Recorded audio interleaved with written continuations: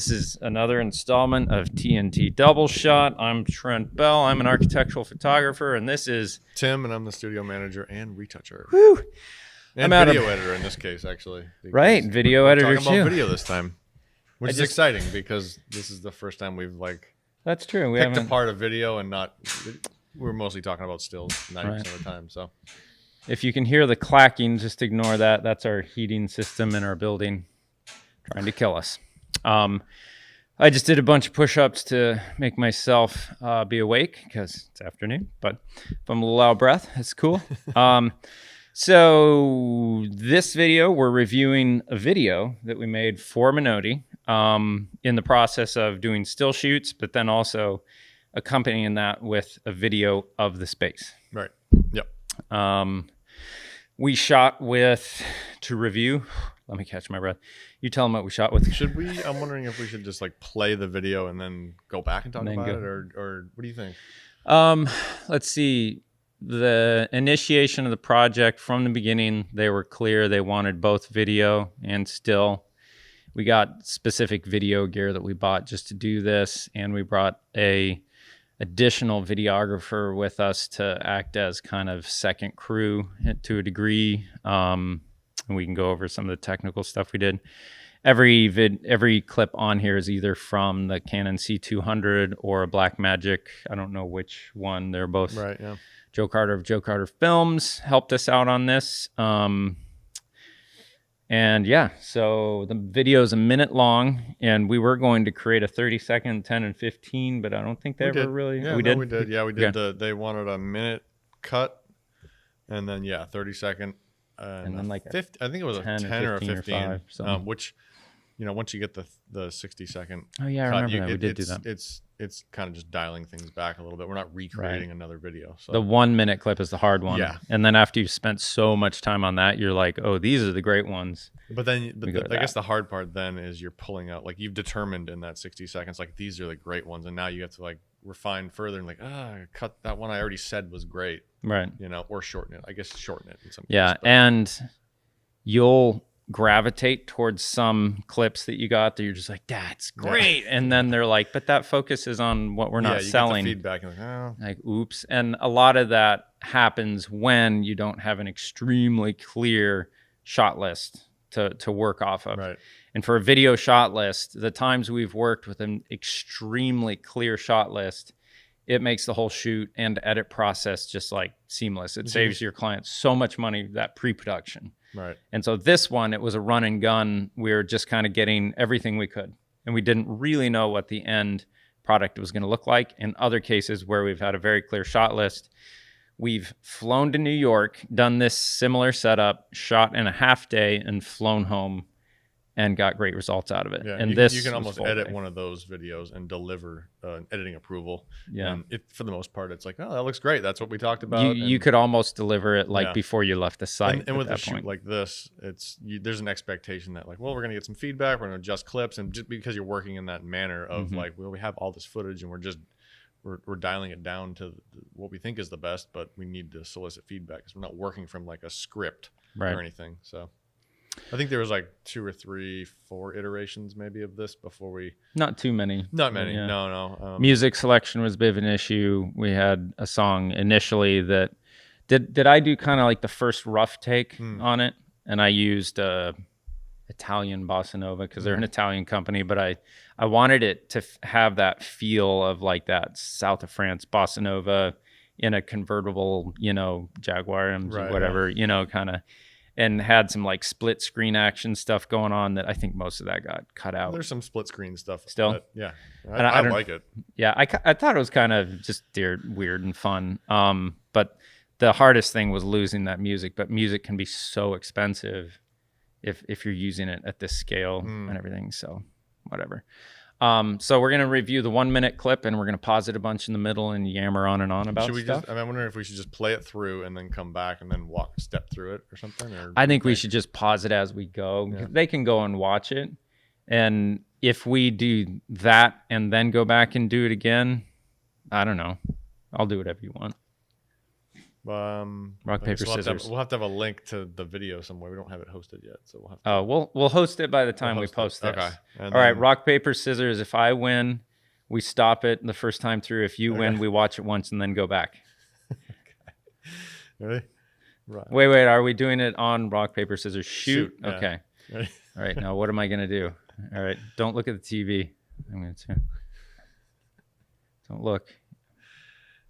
Did you look? No, You I looked. didn't look. Did you didn't see what I was doing? See. All right. I saw you doing something, but I don't know what it was. Rock, paper, scissors, shoot. All right. So we're watching. We'll watch it.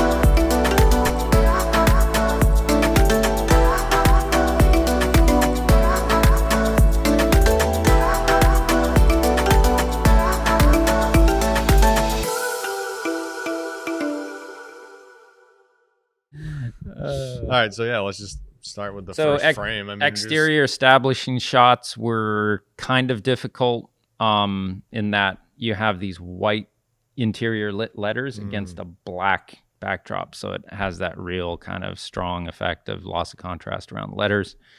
Yeah,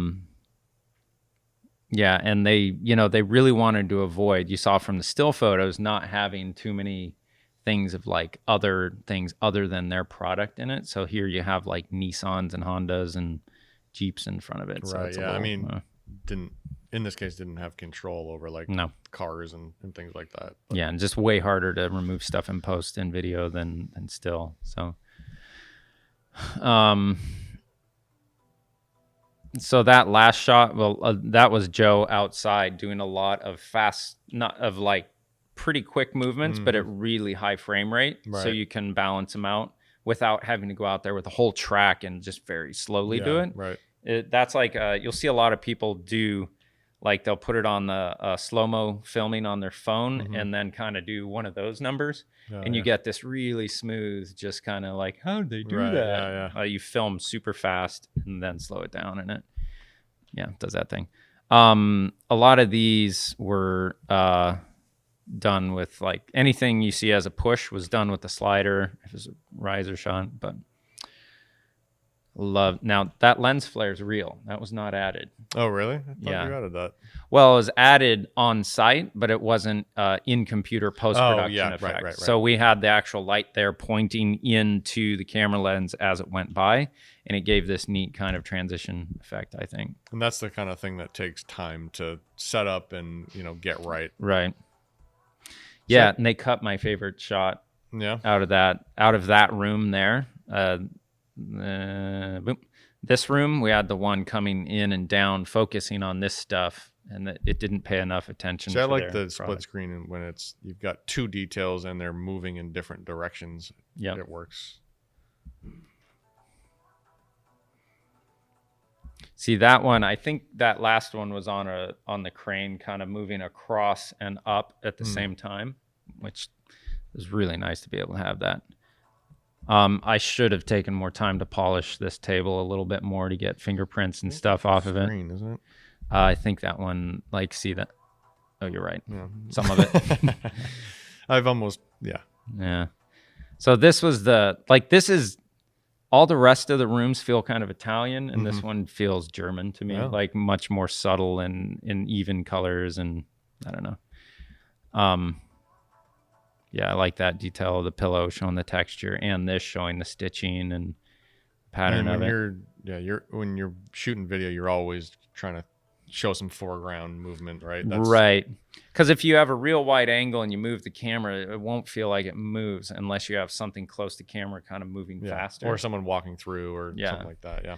This composition, we went to the full extent of the slider, and like you have to, after it goes past a certain point, you have to kind of put weight on it, right, so it doesn't tip over. But we got it to go across the desk and kind of under the lamp and reveal the bedroom. Yeah, it's like you're just passing through it. My only thing is that tag on there, but that was actually, you would have thought that was a riser shot actually done on a riser, but it was just Joe filming fast and kind of.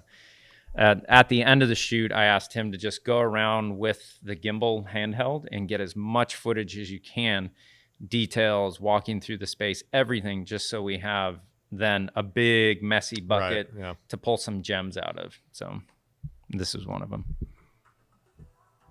That was on an actual riser, and we very intentionally used that orange bowl kind of moving and disappearing in the foreground, which I think worked well. I like the color against everything there too. And that was on the slider. So you have, with the Edelkrone slider, we have the slider, but then we also have this thing that's a secondary gimbal. So you can slide this way, but as you're going, you can pan and tilt wherever you want. Mm-hmm. So you can go this way, but then start to look back that way as you go. And it can create some really fun kind of feelings out of things. Like that, you're moving left, but panning right. Here you're moving right and slightly panning left, using something in the foreground. Now it's kind of a medium shot, looking at a detail. And scene.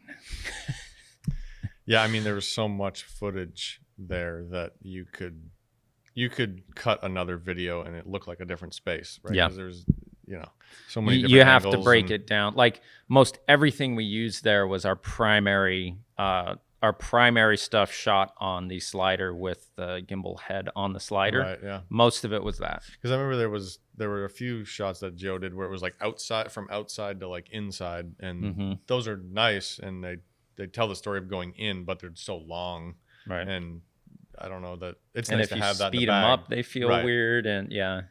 So the complexity of approaching like a showroom like that is there's just a lot of weirdness. Like you'll see cars driving by and a couple in the background, and then having mirrors in the space. Every time we're filming, tough. You couldn't, like Joe would have to say, all right, we're filming, right. And so you couldn't turn lights on and off. You couldn't pop any flashes, and you didn't want to walk into scene. You didn't want to walk where you'd create a shadow on the scene. Like there's a lot of issue like that had to be dealt with. But I feel like there were a fair amount of clips that when you're scrubbing through all of it, there's like, oh, there's someone walking. You can just see someone in the mirror, like unintentional, just they're overshooting something else. And it's very similar when we did video work multiple times out in Vegas, where you have so much going on in a space. You'll be shooting and there's still someone with a chop saw and then someone painting in these, because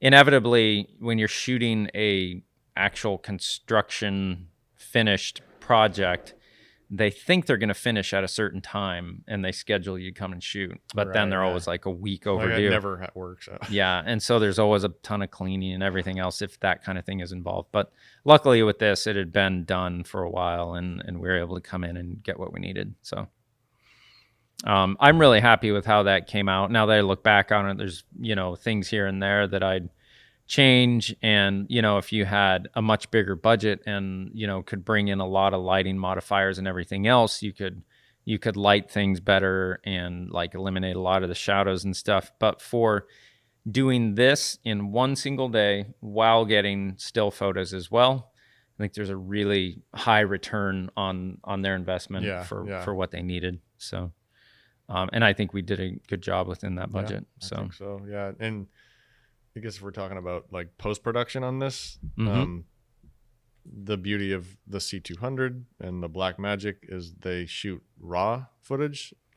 Raw video footage is huge, but it's a real so pain nice to work with. But it's you get the most flexibility. It's like having a raw image. Yeah. You know, Like there's no concern with color balance or anything else, no, really. not really. No, I mean, you can adjust everything that you could in a photo, you know, and it's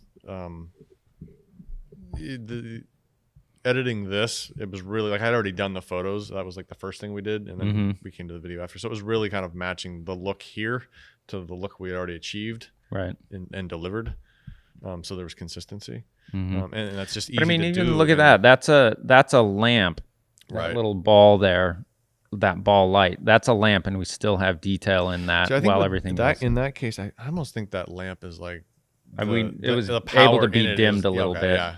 but still, yeah. the dynamic range in the Like, I wonder C200 is if we incredible. have shots near the windows like that really. There's back. I mean, there you Like, see even outside. there, like you're in a tunnel we're view. deep kind of. in Yeah. that space, and still that that's a heck of a lot brighter outside, and we still got that to come in. Yeah, it's the flexibility that you have is amazing, and you can really get the look you want. So yeah. We need scratchies. What else is there to say? The timing of a video edit is always really difficult. That's something that I usually weigh in on pretty heavily. When to start, how long to stay on an image, and when to cut it is always a matter of kind of subjective opinion. Just got to feel it out. The shooting raw at minimum allows you to work more quickly and have more flexibility in post, which is, very key. Like if you're going to shoot a project like this, I would definitely not take a DSLR and expect that you could get the same results without putting in a lot more work on site as far as lighting and everything else.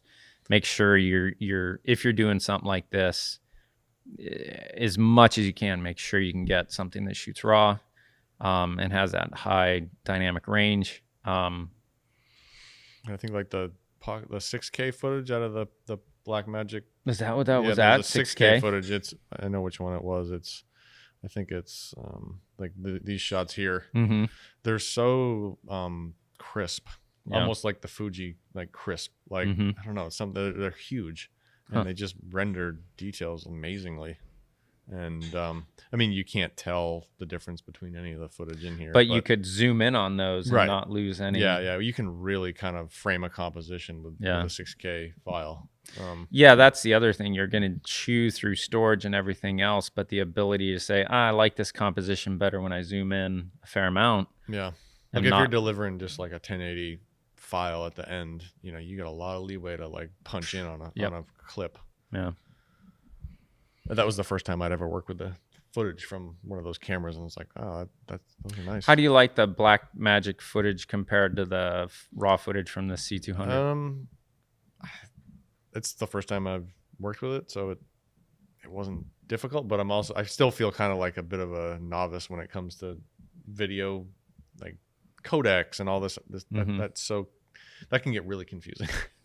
And so just trying to make everything look the same is my goal. And, it's not terribly difficult, but I'm sure there's people who can do it quickly.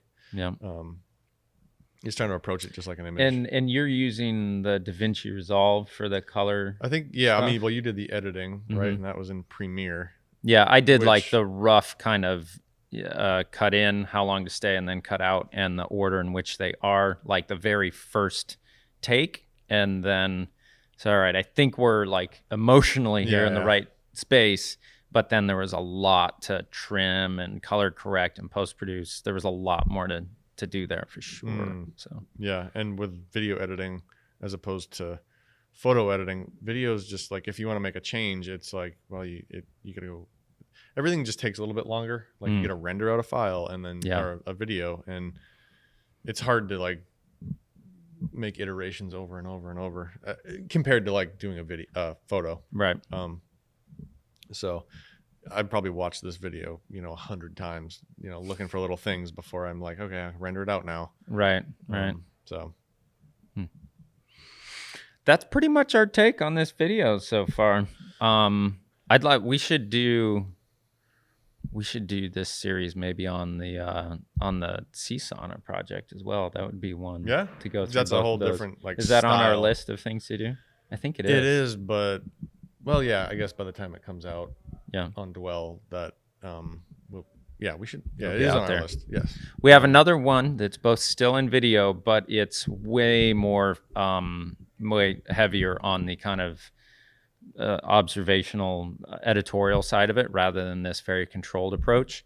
And it was interesting. These were produced very close to each other timeline wise, and extremely different in their feel. And I really got into the feel of the C-Sauna Dwell edit, and there's something about embracing the fly on the wall observation and the feel of being on water and everything else, where this is just solid clean movement. And that's a complete like departure from like what this shoot was. Like that still photo video, that project still shot in like a day, right? That was a real quick shoot. Well, that one, the C-Sauna, was shot like in probably 4 to 6 hours in absolute torrential downpour. Like, I'm amazed our equipment still works. Right, yeah, that was. I wasn't there for that, but I saw some of the footage. I was like, wow, it was insane. But just like the story that we told with the photos and the video and just that different approach, and I think that'd be an interesting contrast to what to frame it against this project. Yeah. So tune in for that as well, or click on it. However people do stuff these days. Comment, subscribe, share endlessly. And yeah. Cool. All right. Well, thanks for clicking on this again, and send us feedback. Like, what would you want to see more of, and how would you critically approach what we're doing? We'd like your feedback to improve what we're doing here, to make it get right to the point of what you guys are looking for from our experience. If you appreciate what we do and you're looking to do what we do, or at least cross-pollinate from what we do to something that you can apply to what you do. There's a lot of do's in there. Lots of doing. Zippity doo dah. We'll see you later. Later.